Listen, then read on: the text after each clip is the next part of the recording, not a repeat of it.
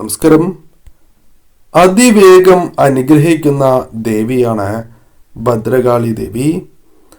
8 തൃക്കൈകളാലും അനുഗ്രഹം ചൊരിയുന്ന കാരുണ്യ മൂർത്തിയാണ് സാക്ഷാൽ കാളി ദേവി. ഘോരരൂപിണിയായി തോന്നും എങ്കിലും മുഖത്ത് നിറഞ്ഞു നിൽക്കുന്ന മാതൃവാത്സല്യം ഭക്തർക്ക് അനുഭവിച്ചറിയുവാൻ സാധിക്കുന്നതുമാണ്. ഏവർക്കും ഭദ്രകാളി ഭജനം ഉത്തമമായി പറയും എങ്കിലും ഉള്ളിൽ ഭയം നിറയുക, തുടർച്ചയായി രോഗദുരിതങ്ങൾ പിന്തുടരുക, ന്യായമായി നേടിയെടുത്ത കാര്യങ്ങൾ നഷ്ടമാവുക, കുടുംബകലഹം, കടുത്ത മദ്യപാനത്താൽ കുടുംബം നശിക്കുന്നതായ സാഹചര്യം, ഇത്തരത്തിൽ ദുരിതങ്ങൾ നേരിടുന്നവർ ഭദ്രകാളി ഭജനത്തിലൂടെ വലിയ മാറ്റം അതിവേഗം നേടിയെടുക്കുന്നു. ദേവിയെ ഉപാസിക്കുവാൻ പല ഉത്തമ ദിനങ്ങൾ ഉണ്ട് എങ്കിലും മകരമാസത്തിലെ ആദ്യത്തെ ചൊവ്വ, അതായത് മകരത്തിലെ 30 ചൊവ്വ ഭദ്രകാളി ഉപാസനയ്ക്ക് ഏറ്റവും ഉത്തമമാണ്. ദേവിയുടെ ചൈതന്യം ഇന്നേ ദിവസം ഭൂമിയിൽ നിറഞ്ഞു നിൽക്കുന്ന, അല്ലെങ്കിൽ ഏവർക്കും അനുഭവിച്ചറിയുവാൻ സാധിക്കുന്ന ഒരു ദിവസം തന്നെയാണ്. ഇതിനാൽ ഭദ്രകാളി ക്ഷേത്രത്തിൽ പ്രത്യേകമായ പൂജ നടത്തപ്പെടുന്ന ഒരു ദിവസം കൂടിയാകുന്നു. കൂടാതെ ഇന്നേ ദിവസം 3-ാം പിറ കൂടിയാണ്. 3-ാം പിറയുമായി ബന്ധപ്പെട്ട് ഇന്നേ ദിവസം ചെയ്യേണ്ട ആ വിശേഷപ്പെട്ട കാര്യങ്ങളെക്കുറിച്ചും ജപിക്കേണ്ട മന്ത്രത്തെക്കുറിച്ചും വിശദമായ വീഡിയോ മുൻപ് ചെയ്തിട്ടുണ്ട്. ആ വീഡിയോ കൂടി കാണുവാൻ ഏവരും ശ്രമിക്കുക. സുബ്രഹ്മണ്യ സ്വാമിക്ക് ഇന്നേ ദിവസം വിശേഷം തന്നെയാണ്. നവഗ്രഹങ്ങളിൽ പ്രധാനികളിൽ ഒന്നായ ചൊവ്വ മകരം രാശിയിൽ കൂടുതൽ ശക്തിയാകുന്നു.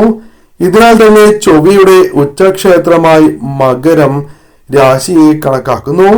ഈ കാരണത്താൽ എല്ലാ മാസത്തെയും ആദ്യത്തെ ചൊവ്വാഴ്ചയ്ക്ക് പ്രാധാന്യം വർദ്ധിക്കുന്നു. സുബ്രഹ്മണ്യ സ്വാമിയും കാളീദേവിയുമാണ് ചൊവ്വയുടെ അധിപരായ ദേവതകൾ. അതിനാൽ ഇന്നേ ദിവസം, അതായത് മകരച്ചൊവ്വ നാളിൽ സുബ്രഹ്മണ്യ സ്വാമിയെയും ഭദ്രകാളി ദേവിയോടൊപ്പം ഭജിക്കുന്നത് ഐശ്വര്യ വർധനവിന് ഏറ്റവും ഉത്തമമാണ്. രാത്രിയിലും വളരെയധികം പ്രാധാന്യമുണ്ട്.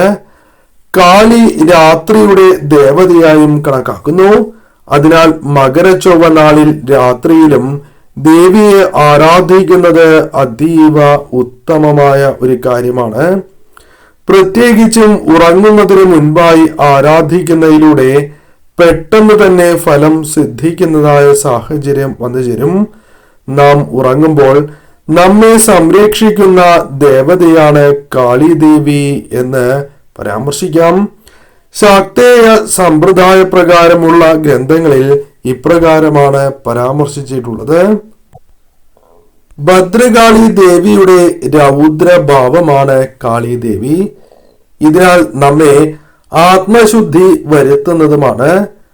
അജ്ഞത ഇല്ലാതാക്കി ജ്ഞാനം നമ്മളിൽ നിറയ്ക്കുകയും ചെയ്യുന്നു. വൈകുന്നേരം നാമജപത്തോടെ ദേവീക്ഷേത്രത്തിൽ ദർശനം ചെയ്യുന്നതിലൂടെ മാത്രം ജീവിതത്തിൽ വലിയ മാറ്റങ്ങൾ വന്നു ചേരും എന്നാണ് പറയുക. ഒപ്പം കടുംപായസ വഴിപാട് കൂടി ചെയ്യുന്നത് അതീവ ശുഭകരമാണ്. ലളിത സഹസ്രനാമ ജപം ഇന്നേ ദിവസം ഉത്തമമാണ്.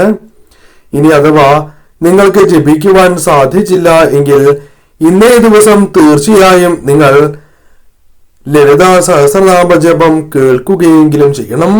അത് ആ വീടുകളിൽ ഐശ്വര്യം നിറയ്ക്കും എന്ന കാര്യം നിസ്സംശയം പറയാം. തെളിഞ്ഞ മനസ്സോടെ ഇന്നേ ദിവസം ദേവിയെ നിങ്ങൾക്ക് പ്രാർത്ഥിക്കുവാൻ സാധിച്ചാൽ അത് നിങ്ങളുടെ ജീവിതത്തിൽ മാറ്റങ്ങളുടെ തുടക്കമാണ്. ഉയർച്ചയ്ക്കുള്ള അവസരമായി തന്നെ കണക്കാക്കാം. അതിനാൽ തന്നെ ഇന്നേ ദിവസം തെളിഞ്ഞ മനസ്സോടെ തന്നെ ദേവിയെ പ്രാർത്ഥിക്കുവാൻ ഏവരും പ്രത്യേകം ശ്രദ്ധിക്കേണ്ടതുമാണ്. ഇന്നേ ദിവസം ജപിക്കേണ്ട മന്ത്രങ്ങൾക്കും വളരെയധികം പ്രാധാന്യമുണ്ട്. ഇന്നേ ദിവസം ജപിക്കുവാൻ സാധിക്കുന്ന മന്ത്രങ്ങളിൽ ഒന്ന് ഭദ്രകാളി പത്താണ്. ഏറ്റവും ഉത്തമമായ ഒരു മന്ത്രം തന്നെയാണ്. കൂടാതെ ഞാൻ ഈ പരാമർശിക്കുന്ന മന്ത്രങ്ങളും ഇന്നേ ദിവസം ജപിക്കുന്നത് ഐശ്വര്യവർദ്ധനവിന് ഏറ്റവും ഉത്തമവുമാണ്. ഇനി പരാമർശിക്കാൻ പോകുന്ന മന്ത്രം, ഇന്നേ ദിവസം നിങ്ങൾ 108 ജപിക്കുന്നതാണ് ഏറ്റവും ഉത്തമം.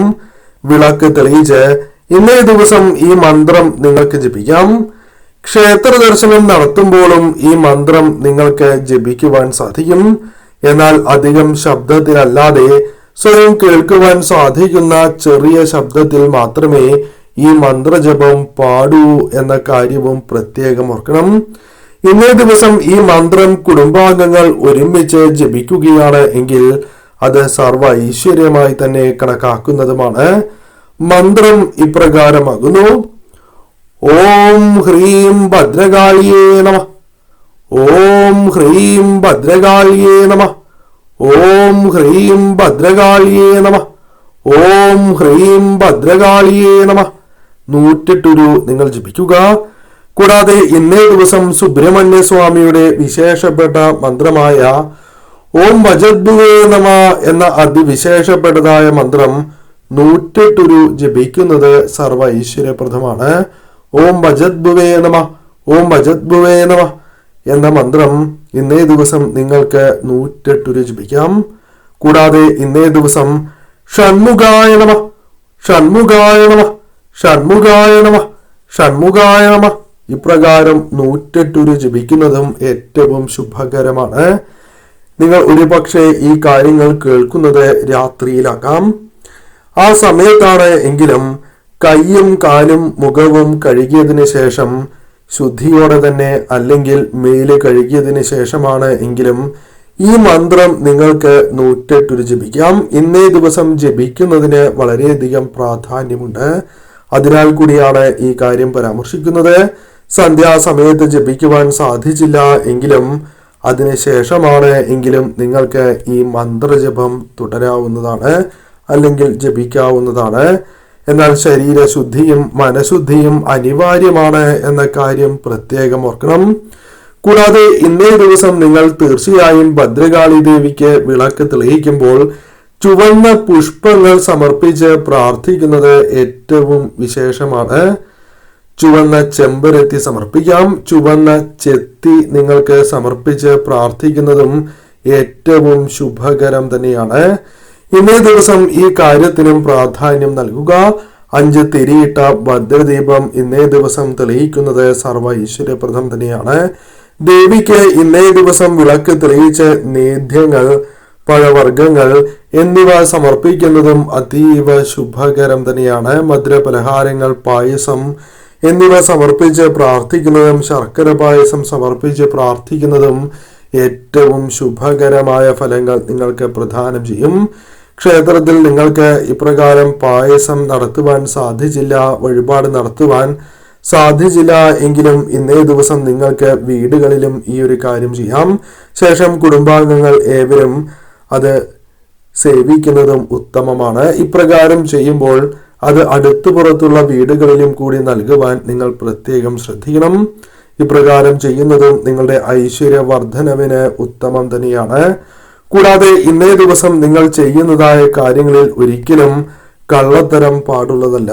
അതായത് നുണ പറയുക തുടങ്ങിയ കാര്യങ്ങൾ പ്രവർത്തിക്കാൻ പാടുള്ളതല്ല. അത് നിങ്ങൾക്ക് ദോഷമായി തന്നെ ഭവിക്കും. ആ കാര്യങ്ങളിലും ശ്രദ്ധ പുലർത്തണം. ഇന്നേ ദിവസം ചെയ്യാൻ സാധിക്കുന്നതായ വിശേഷപ്പെട്ട കാര്യങ്ങളെക്കുറിച്ചാണ് ഈ അധ്യായത്തിലൂടെ പരാമർശിച്ചിട്ടുള്ളത്. എവരും തീർച്ചയായും ഈ കാര്യങ്ങൾ പ്രവർത്തിക്കുക. അമ്മ നിങ്ങളെ അനുഗ്രഹിക്കുക തന്നെ ചെയ്യും.